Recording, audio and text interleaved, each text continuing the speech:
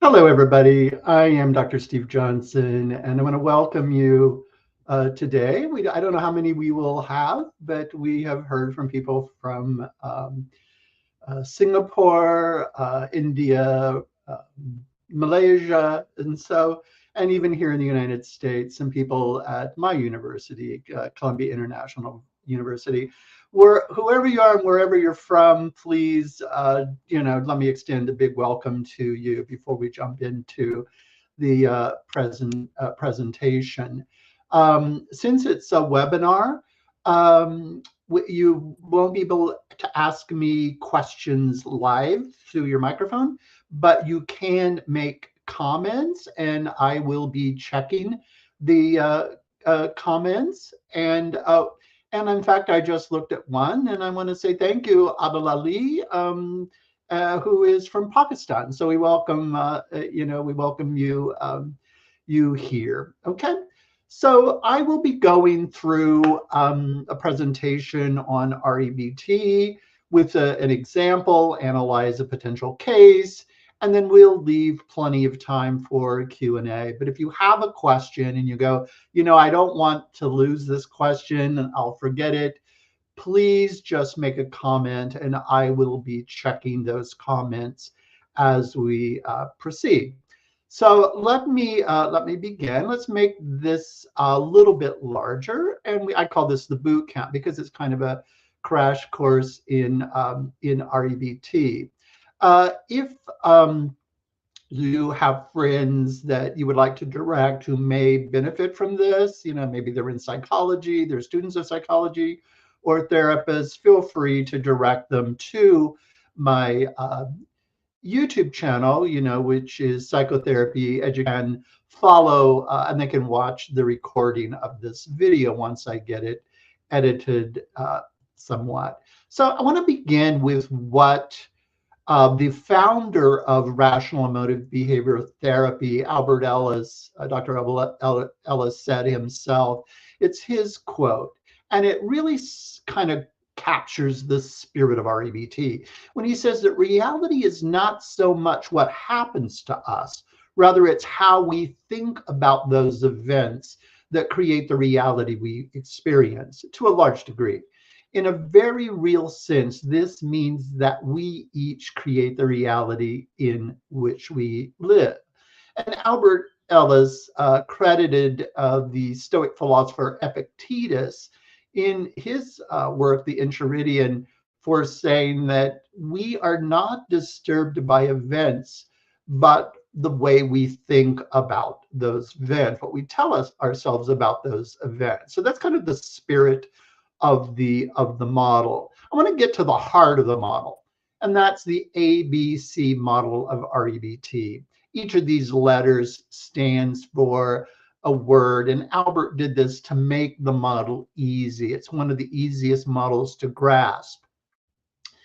A stands for an adversity, something negative usually, because clients don't usually come in because they're happy. So they usually come in because they've experienced some kind of adverse event, or they're experiencing some kind of negative emotion or unhelpful behavior. But the A stands for adversity or an activating event. And in a few minutes, I'll call it the critical activating event. B stands for beliefs. Actually, it stands for beliefs and inferences, but we just usually refer to beliefs. And C stands for consequences. These would be the emotions and the behaviors that we experience related to the adversity or the activating event. So I want to get into the assessment. How do we figure out how we can help a client who comes in? Well, let's begin with the ABC. The A, as I said, an activating event, adversity, but we really focus in on what we call the critical activating event, which is a situation, an event, or in the most abstract sense, a state of affairs that's in the present.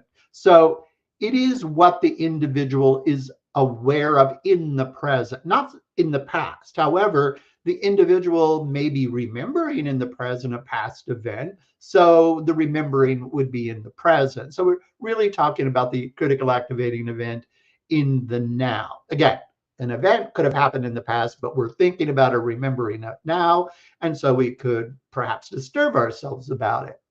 The critical activating event would be that part of the event or the situation that's most relevant to the emotions and perhaps the behaviors that the client is experiencing right now.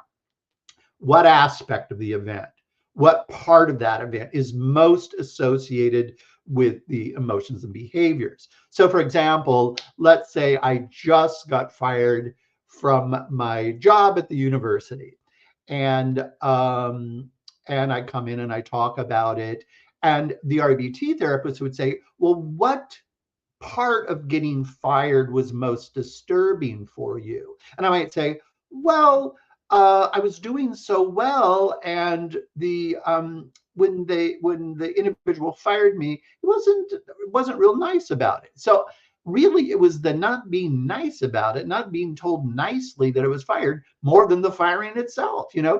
Different people focus on different things in the event. So the critical activating event is what part of that situation or the event is most relevant to the emotion that the client is bringing in. Here's an important aspect here. In our REBT, we do not believe that the event directly causes our present emotions and behaviors. It's not as though we're experiencing the event and that event is what causes our emotions and behaviors. What we say is the emotions and the behaviors that we experience about that event are really mediated by the beliefs or the inferences, the thoughts, in other words, that we have about the situation. Because if we had, maybe 10 people that were going through the absolute same situation, each of them may be having a different emotion associated with it because they're going to be thinking about that situation in a different way. Therefore, it's in our REBT, we say, kind of shorthand language, that the B actually directly causes the C, okay? That the beliefs that we have about the event would be the direct cause of the emotions and behaviors to a large degree. Not totally, but to a very large degree. And we call that the BC connection, the connection between the belief held by the individual and the emotions and behaviors that they experience about that event. So I hope that's clear. As someone said, they always find it difficult to do the BC connection. And we'll be talking about that, what we do in the session so we get to that BC connection. We can't figure it out in our head. We can only do it by talking to the client. Just because you have a description of an event and the emotion that the client has You don't know immediately what the beliefs are. You have to talk to the client to flesh that out. So if we look at the C, we've already covered the A then. Remember, the critical activating event would be that part of the A that's causing directly causing the emotions and more relevant to the emotions and behaviors. The B is the direct cause. So let's look at the C, the emotions and behaviors. And we can talk about these in different ways. One is to make a distinction between positive emotions and negative emotions. And I've known some therapists who sometimes confuse this. In REBT, a positive emotion is quite simple. These are emotions that we like to feel, like happiness, joy, contentment, all of those kind of really nice, feel-good emotions. A negative emotion would be just quite the opposite. Those would be emotions that we don't like to feel. It's very rare, a very rare individual that likes to experience anxiety or depression or guilt or shame or embarrassment, all of those emotions. So we can sort them into positive and negative emotions. But there's another distinction that is very important when we're doing counseling or psychotherapy, and that is whether the emotion, whether it's positive or negative, whether that emotion is functional or dysfunctional. A functional emotion, whether it's positive or negative, is one that helps us to reach our desired life goals. We all have goals in life, or they don't have to be huge. They could be right in the moment. I just want to get the yard mowed and be done with it and to look good. So that's a goal. A dysfunctional emotion would be one that kind of impedes or gets in the way of us reaching our desired life goals. And often anxiety, depression, guilt, those kinds of very negative emotions can impede us in reaching our desired life goals. But sometimes even a positive emotion can do that. Let's say I have a child that has a very high temperature, a fever, and I'm feeling happy. But my goal is to do what I need to do to lower that temperature. Well, happiness would get in the way. Whereas if I had a negative emotion, but one that's not overwhelming or dysfunctional, that might actually help me. We'll get to that in a little bit later. So for now, we have positive emotions and negative emotions. It does not mean that a positive emotion is a functional emotion and a negative emotion is a dysfunctional emotion. Nope, we can't say that. But functional emotions and dysfunctional emotions, we decide not based upon the A, not whether we think that, oh, yeah, somebody in that situation, or if I were in that situation, I would be feeling the same emotion. That's not how we determine whether the emotion is functional or dysfunctional. It is only by talking to the client to determine whether the emotion that they're experiencing is either helping them reach their desired life goal or task goal, or impeding or getting in the way, or even blocking them in reaching that desired life goal. Let's look at this a little more deeply. We often make a distinction between functional negative emotions and dysfunctional negative emotions.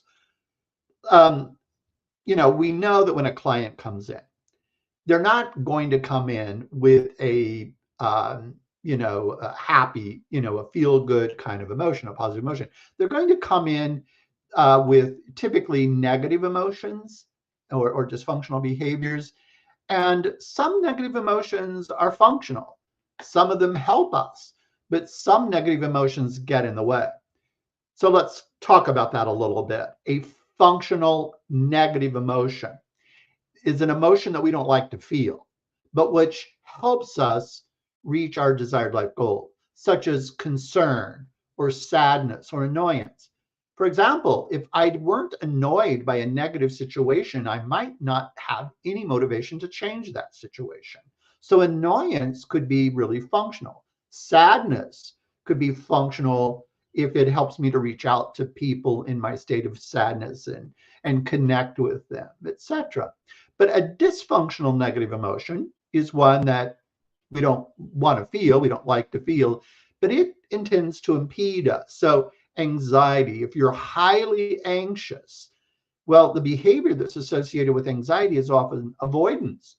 And so if you're avoiding when you're anxiety, you may not get done what you need to get done. Same thing with depression. The behavior that's associated with depression is often to withdraw. So withdrawing from things that are normally pleasurable for us. Well, that doesn't help us reach our desired life goals, right? And what about behaviors then? So we've seen the distinction between functional negative emotions and dysfunctional negative emotions. But let's look at the behaviors. Here we look at functional behaviors or dysfunctional behaviors. What's the difference? It's the same kind of difference when we talk about emotions, right? A functional behavior is one that helps us reach our desired life goals. So let's say your goal is to pass one of the exams that I give in class. Well, not studying would be a dysfunctional behavior. It would get in the way. A functional behavior might be studying, get a good amount of sleep, eat properly, all of those kinds of things. Break up your studying over time, not cram for it. So we would look at functional behaviors. Do they help us reach the goals? And dysfunctional behaviors, do they help impede us in reaching our desired goal? Now, the most challenging concept I think we have in REBT is the one I'm about to talk about. And this has to do with the distinction that we make when we're talking about the B. Now, remember the ABC. A is the activating event or the adversity, critical activating event, remember. B stands for beliefs. And I said there are two kinds of thoughts that really under that umbrella of the B. One is a belief, the other is an inference. And we're going to cover it, and it usually takes, I'll just be honest, it usually takes some time thinking about it before people really catch on to it, because it's a different way to think than we normally think in life. But let's look at this. Beliefs and inferences. Inferences they're both thoughts, but an inference is a thought that really is an interpretation of the event or situation, okay? Whereas the belief, also a thought, is not an interpretation, but an evaluation of the situation. Let me give an example. Let's say I could see all of you right now.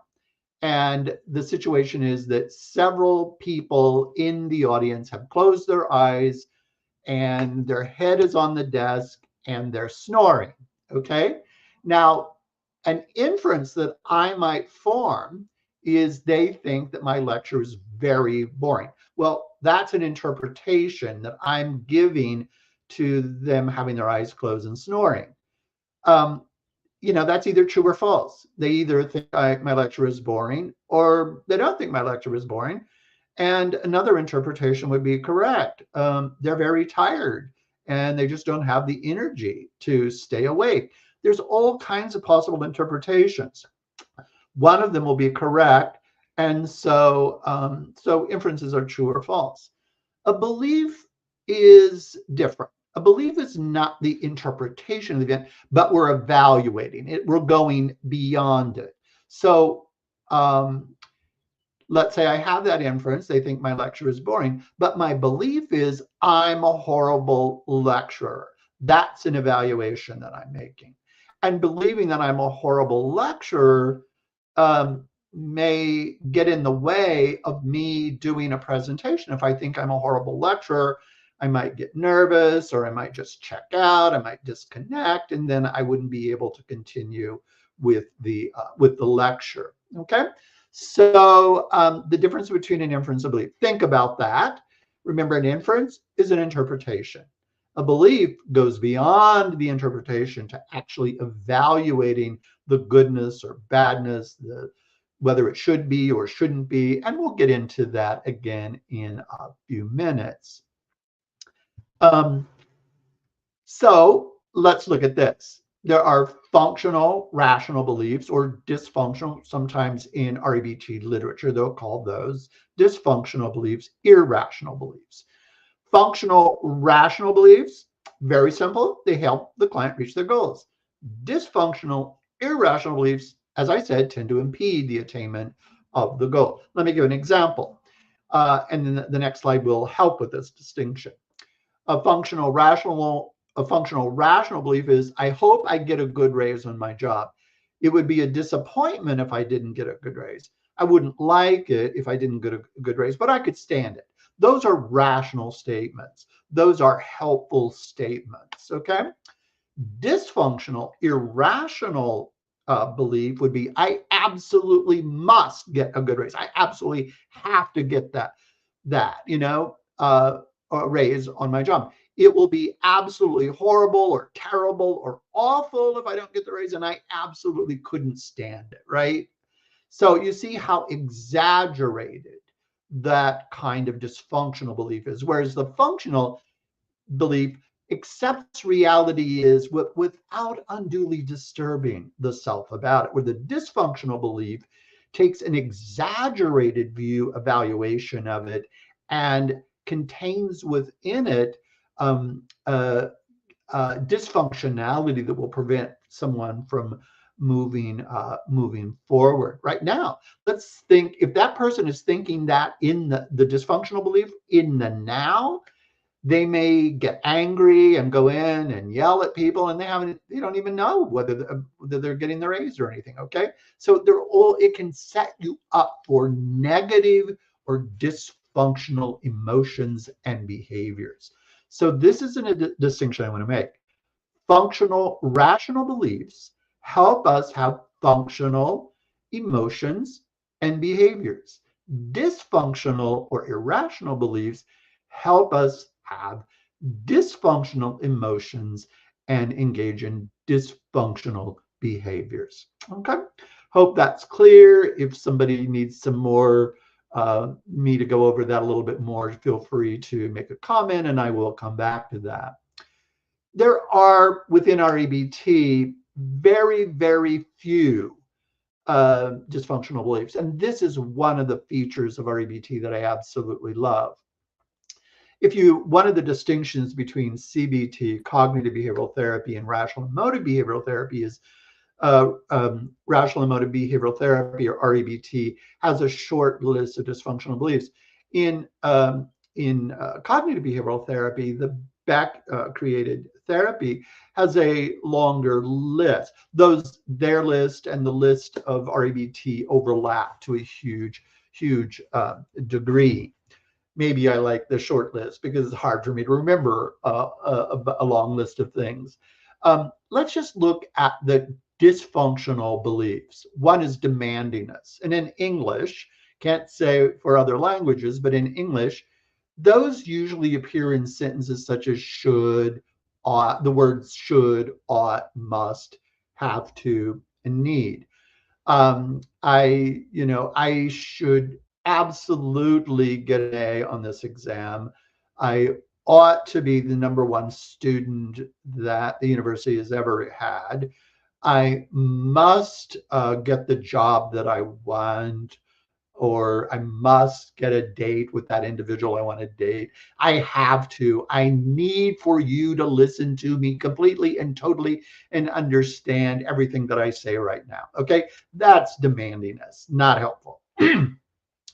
Awfulizing and catastrophizing. But before I get to that, demandingness we call the core belief. It's always, some form of demand is always present in them with a disturbed or a dysfunctional emotion or dysfunctional belief. And then the rest of the beliefs we call derivatives. They're added to the demand. Awfulizing and catastrophizing, in CBT, they will tend to call it catastrophizing. In REBT, we tend to call it awfulizing. Either way is fine. Really, it means that a situation is as bad as it could possibly be, right? Absolutely the worst possible event. Frustration intolerance is where we think, oh, I can't stand this. This is too much. This is unbearable. This is going to kill me if I go through this. That's kind of frustration intolerance. And actually, frustration intolerance is something that people need to work on, because if you have a lot of frustration intolerance, that impedes success in life. So, in fact, to be successful in life, you pretty well have to be able to handle frustration. I mean, if you're a student, you know that it can be frustrating sometimes to have to study for, for quizzes and exams and write long papers and have demanding professors and all of that. It can be frustrating. So the more you can handle frustration, the better off you are. But if you have frustration intolerance, you go, I can't stand it, this is too much, then you get, that can be dysfunctional. And then the other one is global negative rating. Global negative rating, a global negative evaluation, in other words. And it can take several forms. We can globally negative rate the self. That's like, I'm utterly no good, I'm a loser, I'm beyond hope, beyond redemption, I'm utterly worthless as a human. That's global negative rating or evaluation of the self. Global negative rating or evaluation of the others is just the same thing, but it's applied to someone else. You're no good, you're a loser, you're beyond hope, you're beyond redemption, you're utterly worthless.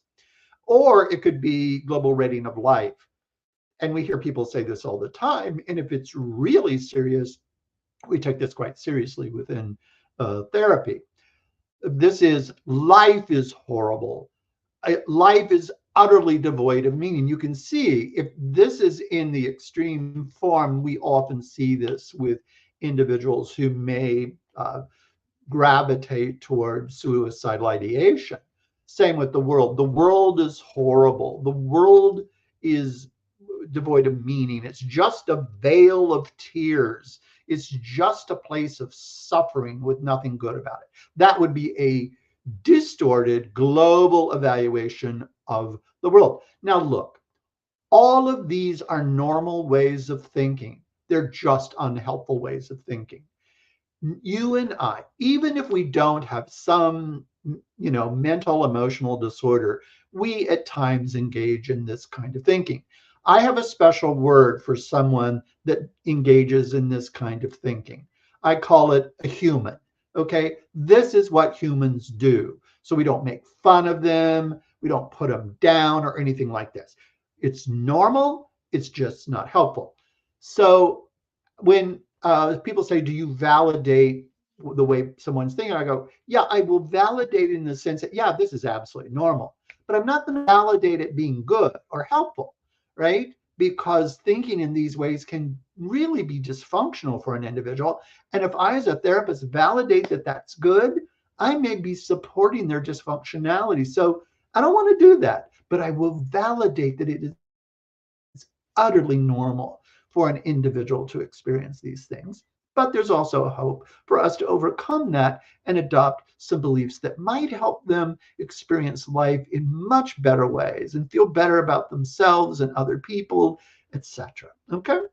I hope this is clear. This is the short list of dysfunctional beliefs. Now, let's go into the therapy session itself. Okay? Here we are, you're in your office, a client comes in, and you may say something. It depends. We all say something different, like, what would you like to work on today? So the client, typically, they may say, I don't know, so we have to probe a little bit, but they'll come up with something. And when they do, typically they either begin with the A or the C, right? They either say, hey, doc, you won't believe what I just went through yesterday. Okay.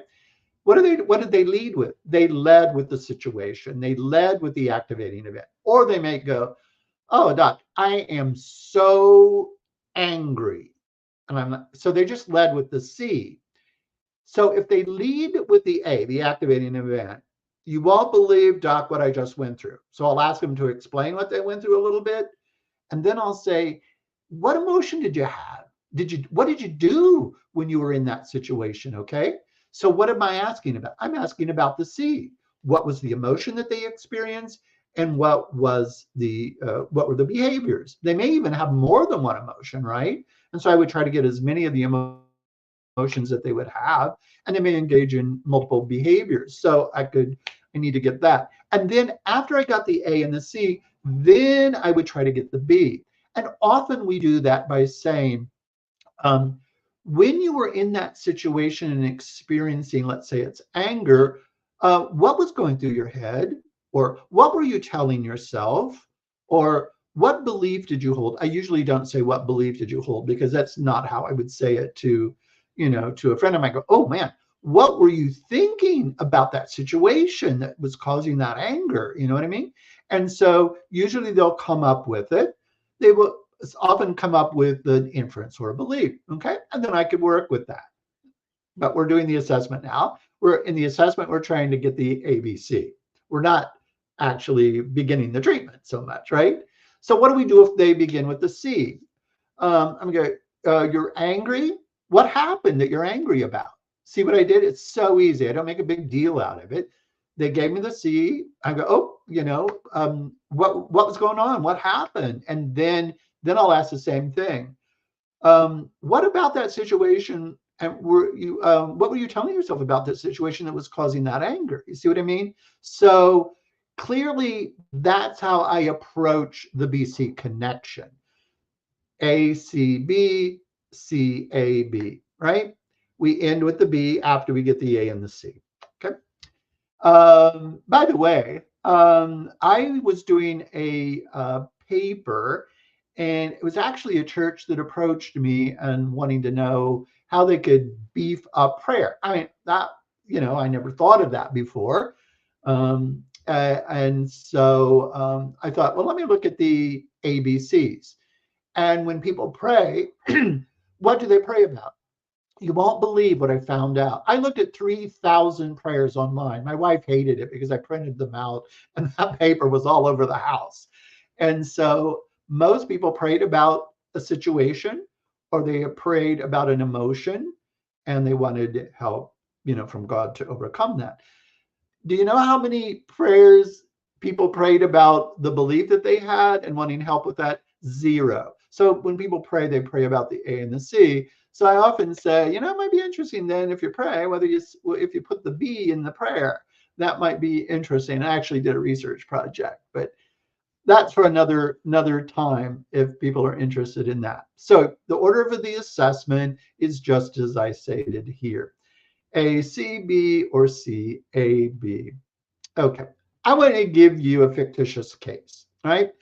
And I want us to think about this this case and see what we could do with this individual, right? And here it is. I'm just going to read this to you. Pardon me for doing this, but I just think it might be the fastest way to do this. And this may be all that I have, because sometimes when a client comes in, they've received an intake form and they've written out why they're coming in. So this may be all that I have, or it may be what I get initially when the individual comes in. Excuse me. Here in South Carolina, where I am, we've got a lot of pollen, so everybody's coughing and everything. Jonathan is a 28-year-old self-identified male who, at the very first session of REBT therapy, reported experiencing anxiety about holding his newborn baby. And that anxiety is at the level of a 9 out of 10. So that anxiety is pretty high.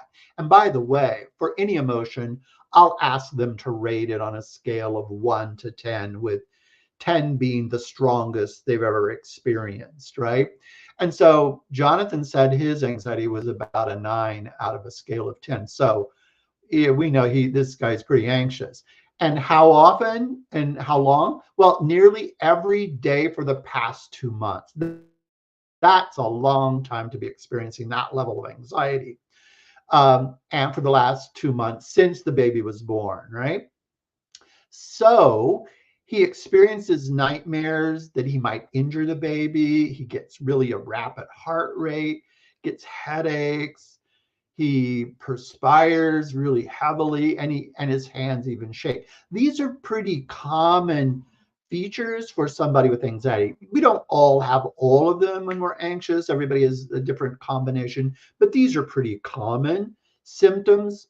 And so when he came in, he's telling me that yesterday, when he tried to hold the baby, he became so anxious that he started crying, and he asked his wife to do it. So he handed the baby off to his wife, and he went off to try to calm down. It took him nearly an hour to calm down. So this is an event that's fresh. It just happened yesterday. And as he's telling me, he's starting to feel this anxiety because he's thinking about this event. So as an REBT therapist, or if I'm using REBT with the client, then I'm going to, because I have the situation, right? I have the situation that, he was holding the baby and yesterday, and that he experienced anxiety. Now, I would have asked some questions about whether, typically whether it's anxiety, whether it's getting in the way or not. But I don't have to ask him that question because he said he couldn't even hold the baby. He had to give the baby away. So I know that what he's labeling in anxiety is dysfunctional because he wants to hold the baby and he can't hold the baby. So we know that anxiety is getting in the way of his goal of wanting to hold the baby and connect with that precious newborn baby. So I'm going to ask him what he was thinking when he was holding the baby and experiencing that anxiety or trying to hold the baby.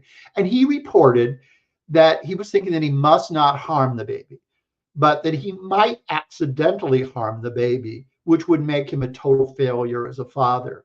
And it would mean that he was an utterly weak, inept man. He also thought that he should be able to hold his baby without getting anxious, right? He's also worried that, not quite as much, but it's in the background, as he told me, that his wife will divorce him if he can't hold the baby. And then his life would be meaningless. So you see, he's got a lot of beliefs that are supporting that anxiety. So if we went through this, and let's say I gave you this and you were going to use the ABC model to kind of assess Jonathan right now in this situation, right? What would be Jonathan's A?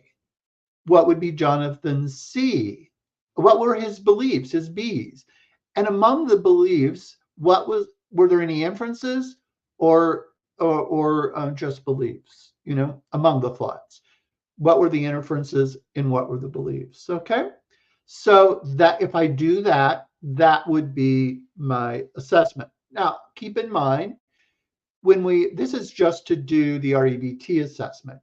Also, we assess based upon the DSM-5, particularly, in the United States. If the person is on insurance and I have to report the diagnosis, then I have to use the DSM-5 to do that. But in REBT, when we're assessing it from this perspective, to help us come up with treatment, we would assess it based upon the A, the B's, and the C's. Okay, so you get the case, and so to do the assessment, we got to figure out the ABCs based on what Jonathan just told me and what I asked about. So what's the A? Well, he told me it just happened yesterday. I don't have to go back to day one when the baby arrived at home. Just yesterday, the activating event is when Jonathan tried to hold the baby, he became so anxious that he started crying and he asked his wife to hold the baby. What was the C? He said anxiety. I know that the anxiety is dysfunctional. Why? Because he wants to hold the baby. He wants to be close to the baby, right? He really wants to be a good father to this baby. If he didn't, he wouldn't even be disturbed about it right now. I want to begin with the inference. When somebody has anxiety, and this would be for like another lecture, so if you guys are interested in another lecture that I get more into that, feel free to put it in the comments and I'll be happy to create one. We know that for every one of the dysfunctional emotions that there's a particular inference. There's a particular interpretation about the event that is there. And in anxiety, We know that the inference is going to be some kind of threat, that the client is experiencing something in the environment as a threat. Well, the inference that Jonathan has is that he said it, I might accidentally harm the baby. So the threat for Jonathan is that he would, that he would accidentally harm that baby, right? That's a huge threat for him because he loves that baby, okay? So that's the inference. Now, the inference doesn't directly cause Jonathan's anxiety, okay? Um, for example, he might, if this is like the third child that he's had, he might think, oh, if he had the inference, I might accidentally harm the baby.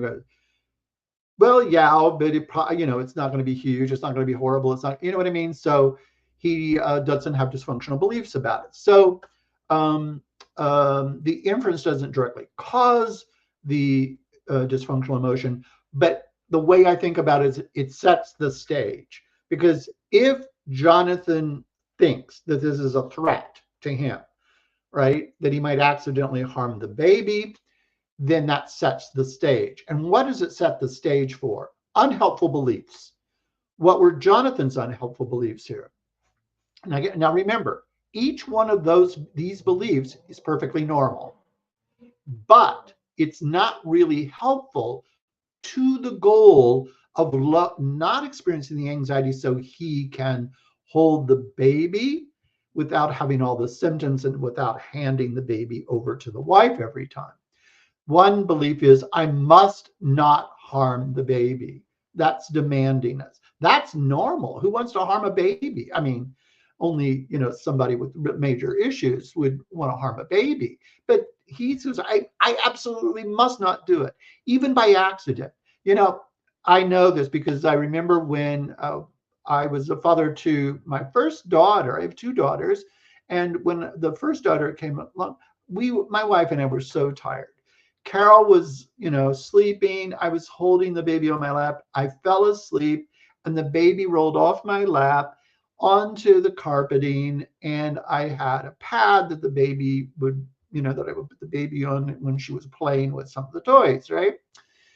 And I was horrified with myself. I felt so bad about myself that I couldn't believe I did it. I would have held that belief, right?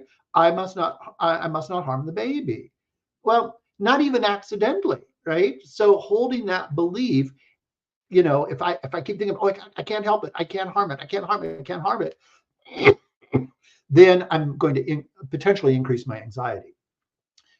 If I said, I hope I don't, I'm going to do everything I can, now that's more helpful. But I must not do it. I'm putting a lot of pressure on myself. And Jonathan's putting a lot of pressure on himself.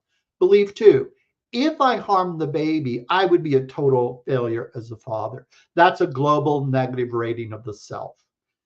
What is he doing? He's focusing on one thing to make a global evaluation of being a failure as a father. I mean, there's so many things. It's so complicated being a father or a mother. We do all kinds of different things.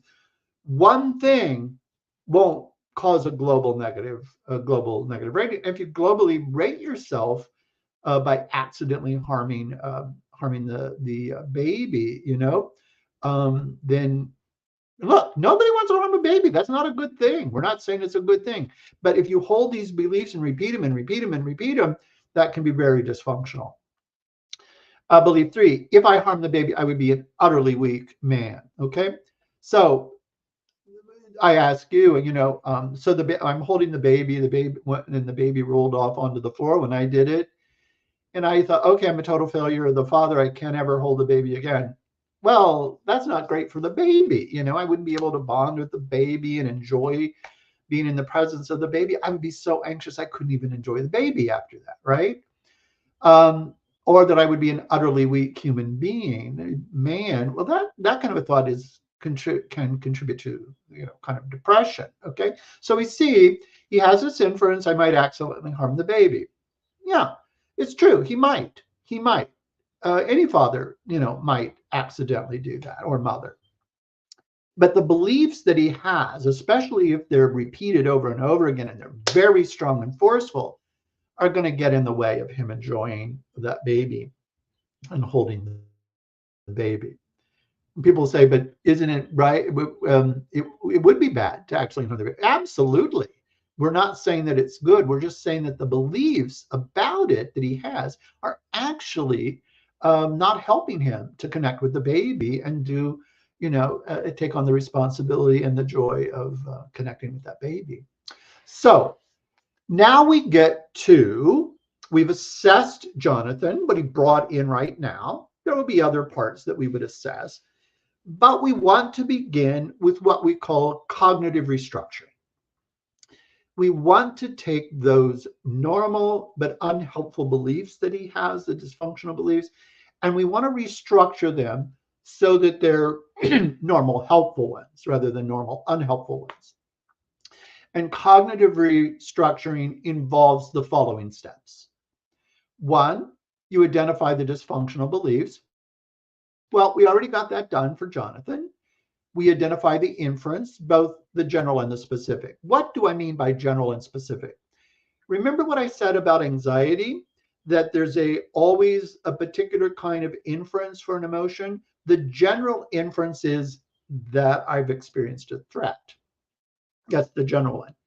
The specific would be the specific threat that Jonathan experienced. That threat being that he accidentally harmed the baby, right? The general threat is the general one is that he experienced a threat. The specific is that he might accidentally harm the baby, okay? Then after we've identified the dysfunctional beliefs, we've identified the inference, then we challenge the dysfunctional beliefs. Notice I didn't say inference, and for good reason. Remember, I said that that the inference sets the stage for the emotion, but doesn't directly cause it. The beliefs are the direct cause of it. So we want to challenge those beliefs, even if he holds the same inference. If we challenge the beliefs, then that may help us take the very next step, which is we want to replace the dysfunctional belief with the more functional one. Okay? So the process is quite clear. Identify the dysfunctional beliefs, identify the inference, general and specific. Then we're going to challenge the dysfunctional beliefs, and then we're going to replace the dysfunctional belief with functional beliefs. Okay? Let me go through that again. This is the whole thing that we do in cognitive restructuring. Identify the dysfunctional beliefs. We've actually identified the A, B, and C. But when we get to the cognitive restructuring, we're doing the cognitive part.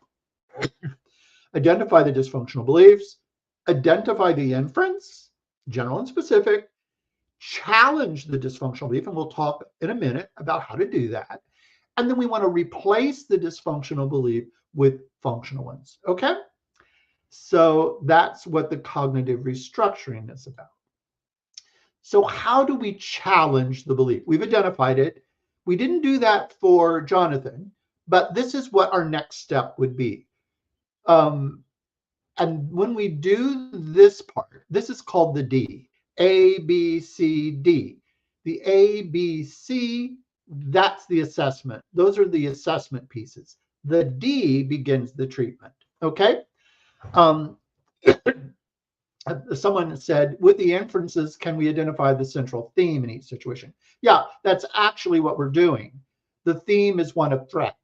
And what I like about what the question is of the person who just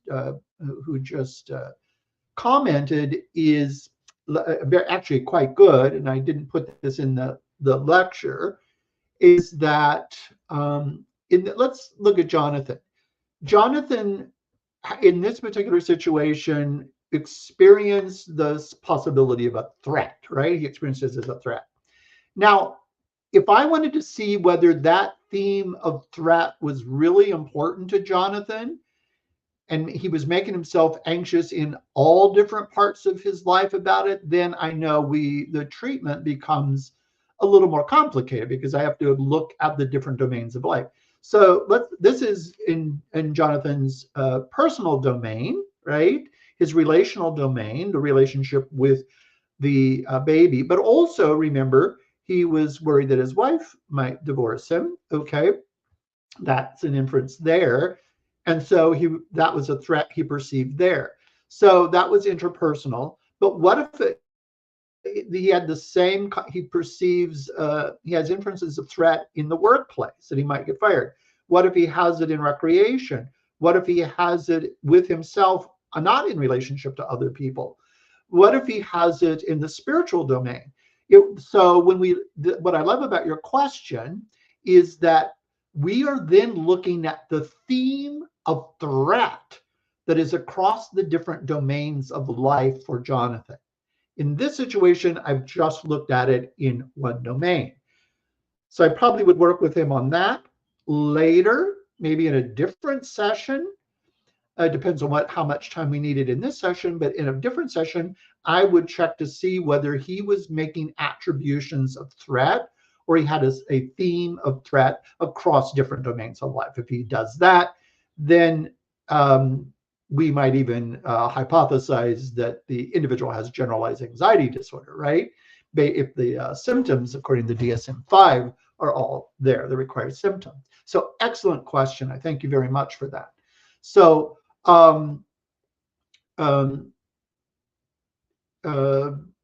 someone had another question about that. Could we say that the inference can remain in the worry domain? I don't think in that way, but I understand what you mean, that if that inference is across the domains, remember that inference is either true or false, right?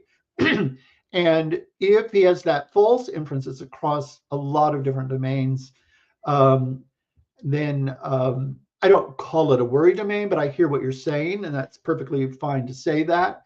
But if that theme of threat, or which contributes, which is present, and he is worrying, which is just anxiety. Albert Ellis said that worry was stewing without doing, where you're worrying but not doing anything. Okay, maybe anything helpful. So I like that question. If he could keep the inference but changes the beliefs, and if the inference is true, that's fine. If the inference is false, then maybe he wants to change it a later time. Here's why you might want to change the inference. And this is where we dispute the inference, which I'm not covering in this lecture. But if we have him not make an attribution of threat in so many different domains, then he wouldn't be setting the stage for his anxiety, because he may have developed a habit of having this inference and particular associated unhelpful beliefs with that. And so we would want to address that. Constantine, that's an excellent question. I thank you so much. So how do we go about challenging the dysfunctional beliefs? There are multiple ways that we do this, and I'm just going to give you the more traditional ways of doing it, okay? So that we have enough time for you guys to ask questions and make comments, etc. The types of disputes, and I'm going to try to put them in the order that people experience them as helpful. This doesn't mean that all clients will experience these as helpful in the same way, but typically this is the order of helpfulness, not invariably. The first kind of dispute, and I almost always start with this one, is what we call the pragmatic or functional dispute. What I like with the pragmatic functional dispute is we're all interested in what the effect of emotions are on us, what the effect of beliefs are on us, right? We're all interested in how we're doing. And this is what we're posing. I must not accidentally harm that baby. But what I would say is, or I absolutely must not get fired, or I must not get an F on this exam. Let's take that. I must not get an F on this exam. I might say to the client, how is holding that belief helpful to you?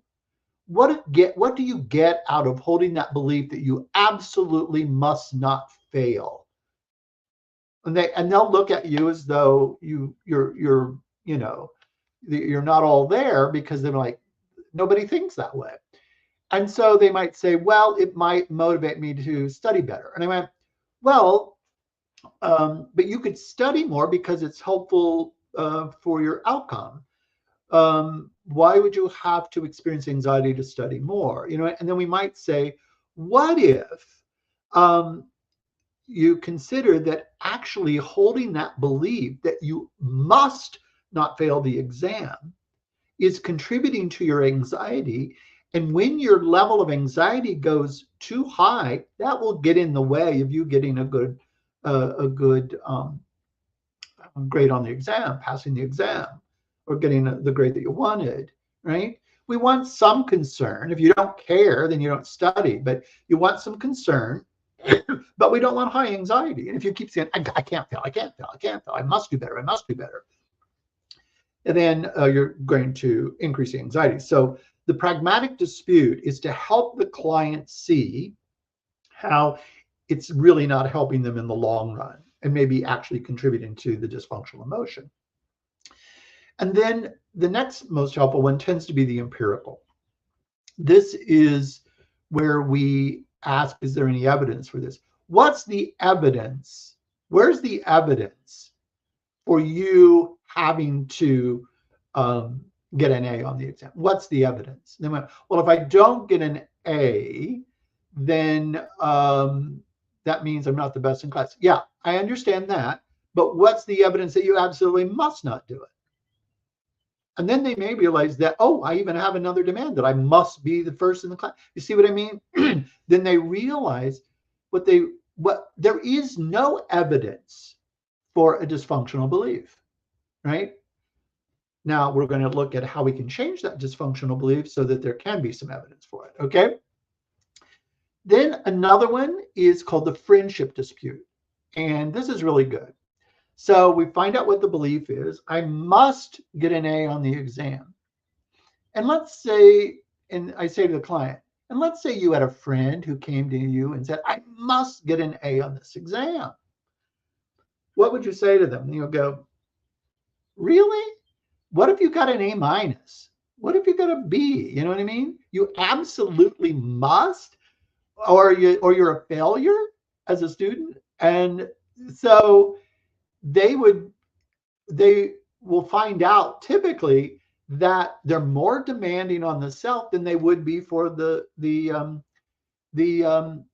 friend. Sometimes when I say this to them, to the client, I'll say, would you say to the friend, yeah, you must get an A, and if you don't, I've got to cut off this friendship. I cannot have a friend who gets an A minus on an exam.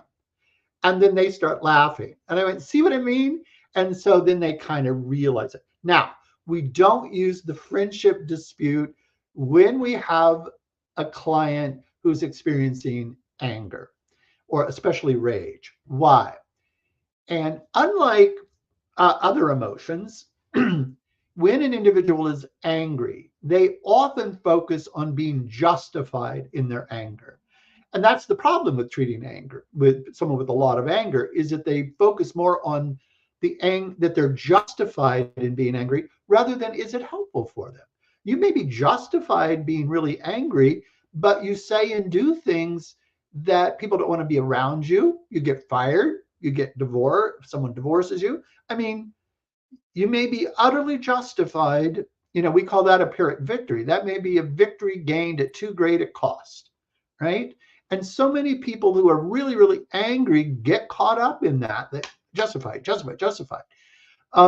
And so that's what can be kind of tricky. So one of the ways that we actually deal with this is when someone comes in and they're really, really angry, we wouldn't use a friendship dispute, but before we even do any of the disputes, we might say, you know, you are telling me that person acted unfairly to you. So the inference that the individual with anger has is that someone was unfair with them, or some institute, etc. And so we might go, I really appreciate your values. Fairness is a wonderful value. I'm concerned about the way that you're going about getting fairness. I'd love for you to hold on to that fairness. That's a good thing. When people who are angry, they interact with people so much in such a negative way, the individual doesn't feel like validating the good value that they have. They're just looking at their bad behavior and bad words. So I want to connect with them, and then I begin to do the dispute when they, see that I'm working with them. And then finally, the logical dispute. This is more difficult for some people to get, but other clients just love this one. This is when we ask, how does it logically follow that let's say, how does it logically follow that because you want to get an A, that you absolutely have to get an A, or that you don't want to fail, that you absolutely must not fail? How does it follow because that's what you want, that it absolutely must? Does your want determine the way reality is? Mine doesn't. So we want to help them see the dysfunctionality. That's all we're trying to do here. Do not rush this process, right? These are helping clients think in different ways. And we want to normalize their thinking, saying the way you're thinking is really normal, but it is creating the emotion that you're experiencing that you don't like having, or it's having you engage in certain behaviors that are not helping you get where you want to get in life. You know what I mean? So I'm saying that that's normal, but going through this process, I'm trying to point out the unhelpfulness of it. Now, um, should we use all of these? Initially, yes.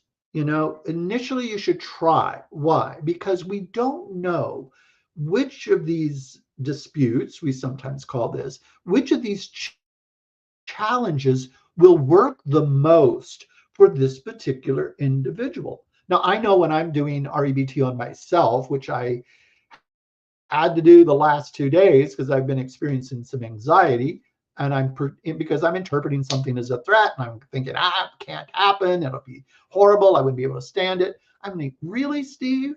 They should take your PhD away for thinking this. You know what I mean? If you're thinking in such an exaggerated sense, it's normal. It's not helpful. What dispute works with me the most? How is this helpful, Steve? Where is this going to get you if you just go down this road and you're just going over and over and over these unhelpful beliefs? You know where you're going to get. You're going to be anxious for sure, but you may actually end up making yourself depressed over this. Okay. So once I help the client kind of see this package, I call it the misery package that they're holding to, then we teach them this, they can begin to do this with themselves, right? And that would be wonderful. It might make therapy go shorter for them, and it doesn't cost them as much. So let's look at the disputes of Jonathan. B, if I accidentally harm the baby, I would be a total failure as a father. Notice what this is. If I accidentally harm the baby, that's his inference. And to that, he adds this belief: I would be a total failure as a father.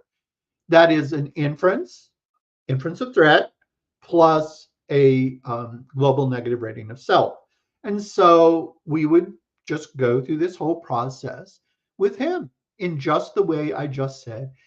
Jonathan, how does holding this belief that, that you would be a total failure as a father help you connect with that baby non-anxiously and just enjoy the wonderful gift you have in that precious little baby, right? Um, um, so you see what I mean? Someone just has a question. Is being worried about something specific help you search and generate solutions? It depends here. If you caught it really soon, the trouble is some people that worry just keep ruminating on it. It's just going to go and go and go and go. If someone caught that really soon, right, then and but then changed that the beliefs, then that would be fine. Okay, but it's not the most helpful strategy, because sometimes we get so worried or get so anxious that, and we just ruminate on that so long that it's difficult to stop the rumination. So I don't know if that's the most helpful way to see that it's going to generate something good. If, by the way, it does for that particular client, then of course, then we would talk about that. But it's not the general strategy in REBT that we would say that something good would happen. Now, what we would say, Constantine, is that if an individual is worrying, we don't want them to run away from the worry. If they're anxious, we don't want them to run away from the anxiety. That would not be helpful. But if they begin through this process to realize the dysfunctional beliefs that are underlying that worry to begin with, then we get a greater solution than waiting for the worry to maximize. But we don't want them to run away. We don't want them to avoid the symptoms. The great model for that is acceptance and commitment therapy, and REBT agrees with them. We do believe that it's okay to sit with that emotion for a while so that we can analyze, because if you run away from the anxiety, then we can't do anything to help you change the beliefs that generated that anxiety anyway. So nice question. So the empirical dispute for him is, where's the evidence that he would be a complete and utter failure? Not does, if you fail once, does that make you a total failure? And let's take a look at that. How many times would you have to fail to be a total failure? Well, wouldn't you have to fail at everything then? So, you know what I mean? They're creating this overgeneralization when there's really no cutoff for this, okay? Friendship dispute, what would you say to a friend? So it's the whole thing. This is the process we would use with Jonathan. Now, how else would we do this? There are different styles of doing those disputes. And I'll just mention them, and then we'll talk about how we do them and what are the downsides of some of them, okay? The Socratic and the preferred kind of dispute is the preferred kind of dispute. The Socratic dispute is where we pose a question that will dispute the belief, that will function as a dispute. Now, keep in mind, we're not arguing with the client when we're disputing. Sometimes that word in English makes it sound like we're arguing. We're not arguing with them. This is not an emotional argument. We're just posing a question to help them realize through the posing of the question and discussing their response to that question, that functions as a dispute, okay? So why do we like to pose the question? So for example, the pragmatic dispute in its Socratic form would be, how is this helping you, right? Why we like the Socratic is that requires more engagement with the client, more thinking on the part of the client. So we always try to start with the Socratic dispute. If the Socratic dispute doesn't work, then we usually shift to the didactic. But make sure that you've tried stating the Socratic dispute several times before you quickly move to the didactic. The didactic is where we teach about the dysfunctional belief. So we might say, hey, Jonathan, a lot of people who tell themselves that they would be an utter failure as a father if they accidentally harm the baby. A lot of people would tend to get so anxious that they would just avoid having anything to do with the baby, and that would disrupt that. You know what I mean? And so we're teaching the dysfunctionality rather than posing the question to help them realize what the dysfunctionality is, right? So you don't just stick with the Socratic if they're not getting it. You give it enough time and don't torture. Don't torture a client. Then move to the didactic. And does that mean the next time you would start with the didactic? Not necessarily. Sometimes, and this is something that I would go more into in another lecture. Sometimes the closer the issue is to us and our identity, the more trouble we're going to have with disputing. So, for example, if I have a hierarchy of things that are important to me, being a father would be really at the top, right? Below that would be maybe how I perform on the job. Below that might be how I treat the newspaper when it's thrown on the yard. Okay, what I mean? These are different roles, and some roles are closer to me. And the closer the role is to me, when I make a mistake in that role, I'm more likely to beat myself up over it. So I'm with Jonathan. That role of being a father is very, very close to him. And so he's going to more likely beat himself up over that than if he makes a mistake, some kind of a mistake on the job or something like that. Depends, some people, it depends on someone's hierarchy of values and the importance of different roles. So I might, in a different role, it might be easier for me to do the Socratic approach. But in this particular role, the Socratic questioning might not function as well for him. The only way I can know is to try that out with a different client. Another one is to use a humorous one. Albert Ellis loved to use the humorous ones. In fact, he wrote these silly songs, and we used to sing them when I was a fellow at the Albert Ellis Institute. We would sing these, and it would just be singing about how irrational we are. Some of them I can't repeat because he put some profanity in them, but humor can be good.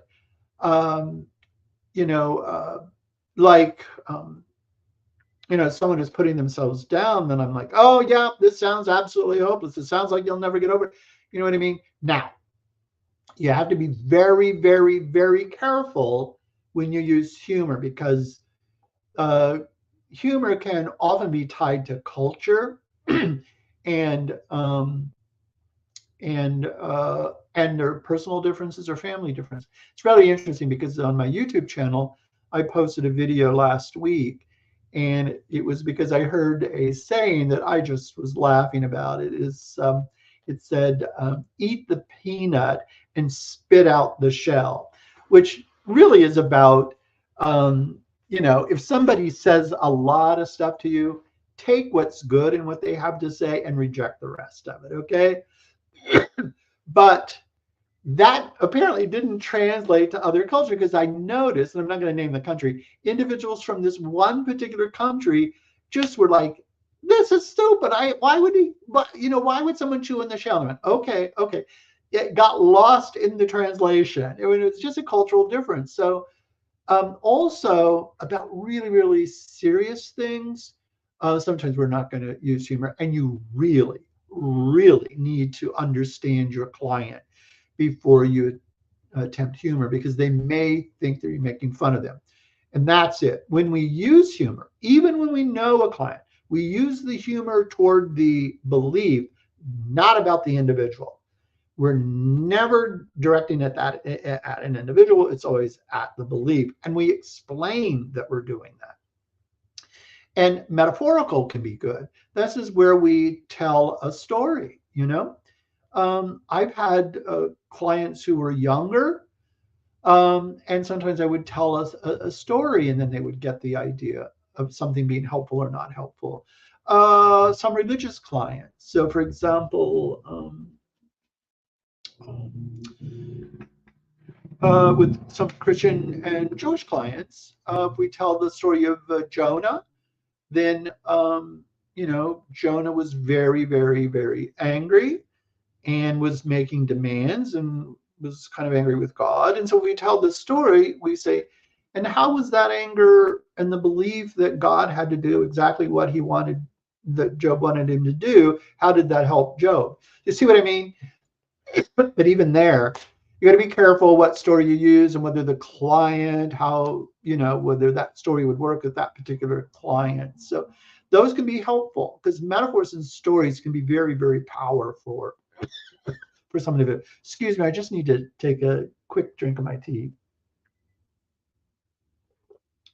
Sorry about that. So these are different styles. And then we replace, once we've, we've debated and we've, dialogued with them and tried to help them see the dysfunctionality of the belief, then we help them replace it with a functional one. So let's say with Jonathan, the dysfunctional belief was, if I accidentally harm the baby, I would be a total failure as a father. What we're trying to do is to get this to be a more functional belief, right? We're not saying that accidentally harming the baby is anyway good. We're not doing that at all, okay? And sometimes, in some situations, we don't want to dispute that something is awful or not awful, not early on. And I'll give you an example of an actual case I had. So the dysfunctional belief of Jonathan, if I accidentally harm the baby, I would be a total failure as a father. The more functional belief that we want to help Jonathan get to, and this would be in his words, not my words. I hope I don't accidentally harm the baby, and I will do everything I can to prevent doing so. But if it happens, that would be a very bad situation. But that wouldn't turn me into a total failure as a father. You see what I mean? We're acknowledging that it's bad. We acknowledge that we're going to do what we can not to have that happen, but not to globally rate the self, that total failure. That would be a failure, but not become a total failure. Failing at something doesn't make you a total failure, okay? To be a total failure, you'd have to fail at everything. So this is the more functional belief. This would have him feel, concern more than high anxiety, and concern can be quite functional. We want him concerned and take steps not to harm a baby. All of us do that. For example, if we're changing the baby's diaper on the changing table, it's not a good idea to walk away from the changing table and leave the baby on there, right? I want to be concerned about that so that I don't walk away, etc. So concern is what we would want to do. I do want to say, while this is a very difficult alternative belief, that for him, it may take some time to help the client embrace it. This is something that we need to look at very, very carefully. Let me give this case that I had. And that is two parents. This was years and years and years ago, and I'm changing major parts of it. They were at a party, and it was a pool party, and the 2-year-old got away and fell in the pool and drowned right in front of the parents. Okay. And they came in and they were, really, really, really depressed about that, right? And their belief was that this was absolutely horrible and that they would never get over it again, never get over it. I am not going to dispute with them that this was absolutely horrible. I am not going to dispute their awfulizing or their catastrophizing. That would be perceived by them, and quite rightfully so, as a lack of empathy and sensitivity on my part. So I wouldn't go after that. But what I would look at is the frustration, the high levels of frustration they experience. Because the high levels of frustration that they experience in the loss of that precious child may get in the way, and they had other children, may get in the way of them interacting with the other children, right? And not be engaged with those kids at a time when those kids needed to connect and be soothed by their parents. So So I worked more on the frustration intolerance rather than the awfulizing. And they may always see that as awful. And if they do, I would understand that. But eventually they may come around to integrating this in their life in a different way and giving it a different meaning. It's also very, very important when we're replacing dysfunctional beliefs with functional ones that in no way would the alternative belief imply that accidentally harming the baby would be a good thing. We don't want to even remotely sound like that, right? And that there's no way to ethically and morally justify a bad action, right? But it is not justification for the global negative rating of the self. Okay. Would they temporarily globally negative rate the self? Probably, but we would work with them to help move them away from that so that they begin to enjoy life more.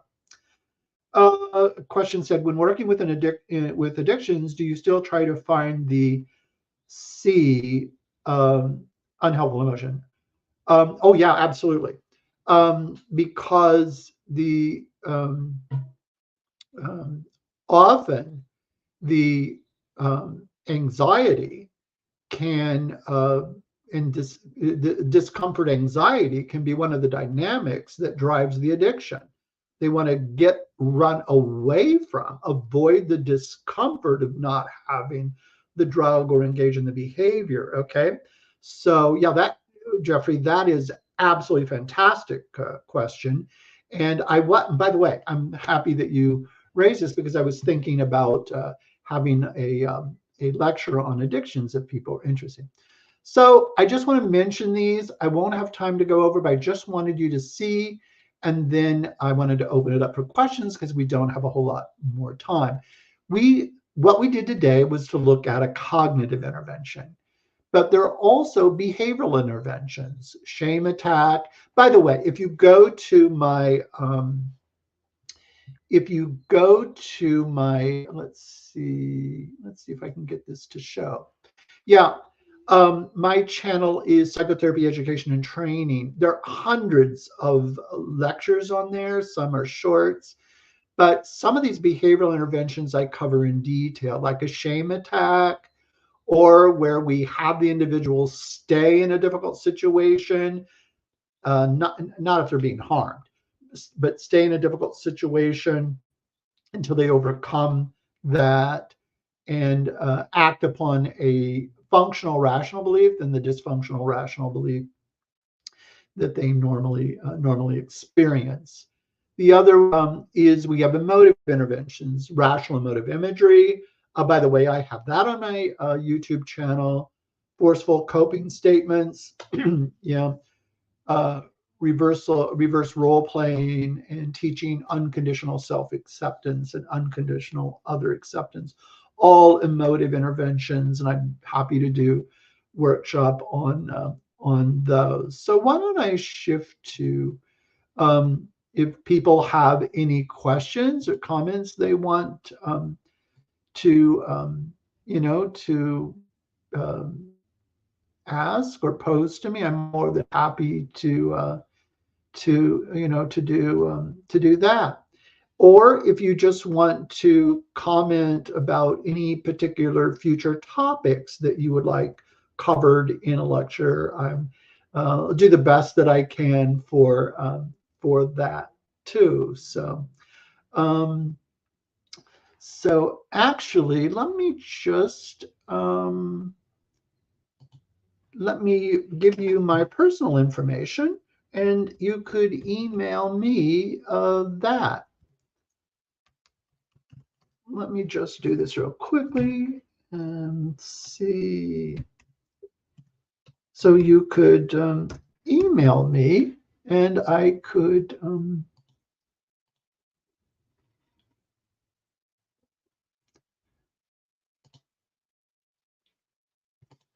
yeah, there it is. There's my email address. And you can email me what you would like to see in terms of other lectures, and I'm more than happy to consider them. Okay. Yeah. So someone said the comment about the prayer was amazing. I would love a lecture about sessions with believers, religious believers and other. Yep, happy to do that. I do that one all the time.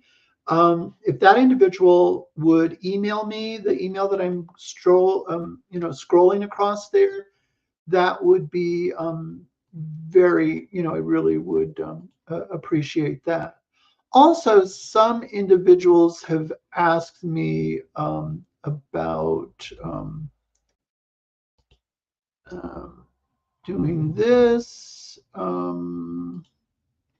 Yeah, because we do have a counseling degree at the university where I am, Columbia International University. There's a general clinical counseling degree. Happy, and here's the place to call to get the information about that. I also lead the addictions degree, graduate degree. So feel free to call about that. Okay. So let me go back to comments. Oh, and then video. We do know that we have someone from Romania on here. So thanks for attending. I really do appreciate it. And again, we have a few more questions. If people want to just comment, then I'm happy to address any of them. Okay. And again, feel free to email me, and and um, and I will have this recorded. It will be automatically put on YouTube, and I will have it edited, and people can watch that. You can share it with friends, etc. If no further questions, then we can just call it a day. And I do appreciate you taking some time out of busy lives and on a Saturday and coming to listen to me lecture. I do really, really appreciate that. You guys have a wonderful day, and look forward to hearing recommendations and going from there. All the best.